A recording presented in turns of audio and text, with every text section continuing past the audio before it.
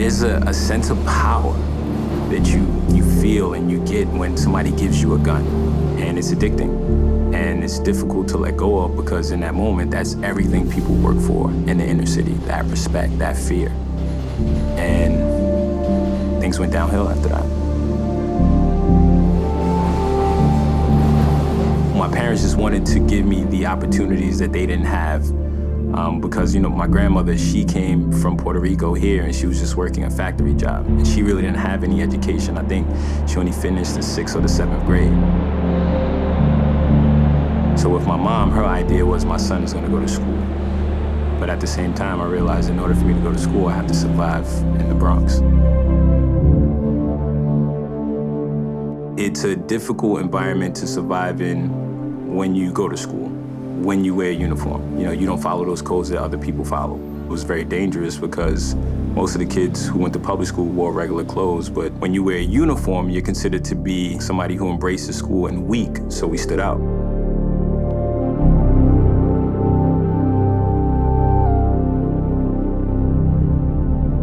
When I got the acceptance letter to Providence College, for my mom, it meant a new legacy because I was going to a really good college. The challenge was the fact that at the time that I got the scholarship, I also got caught with the gun.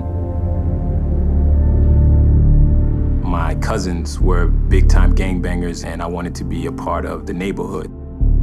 I always felt that I was too smart for the gangsters and too tough for the nerds.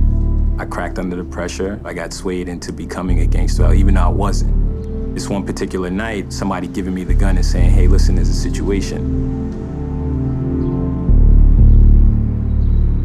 And as I'm walking, I hear, cop sirens, and I just remember feeling this arm grab me on my right shoulder, and I get thrown against the gate, and the cop reaches in my right-hand pocket. And for some reason, I felt like I was gonna get away because the gun wasn't in my right pocket, it was in my left pocket. And when he reached in my left pocket, I felt like I lost everything. I just felt like that was it. My whole life was gone. There was no school, there was none of my goals. I was going to jail, and that was it.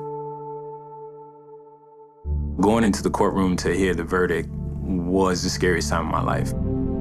Everything is riding on this one moment. The weight of the world was on my shoulders. Like, this was it. I remember standing in front of the judge, and the judge reads the verdict, and he says, guilty, but in the 3rd degree. The verdict wouldn't be on my record, and that I was gonna get 5 years probation. For gun possession, that's so rare. I felt like a new life. I felt like everything was starting over.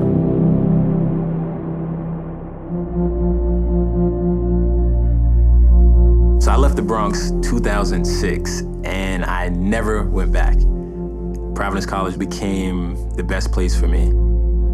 And I think for me, I just learned that the world was much bigger than the Bronx. The things that I learned in the Bronx didn't apply to the real world. And the inner city leadership is all about validation, people telling you that you're the coolest or the toughest. And in actuality, leadership in the real world is about standing on your own too. It's about making decisions whether or not they're popular, but they're always right. Learning how to tell my story has been the most powerful thing. And my stories was gotten me so far.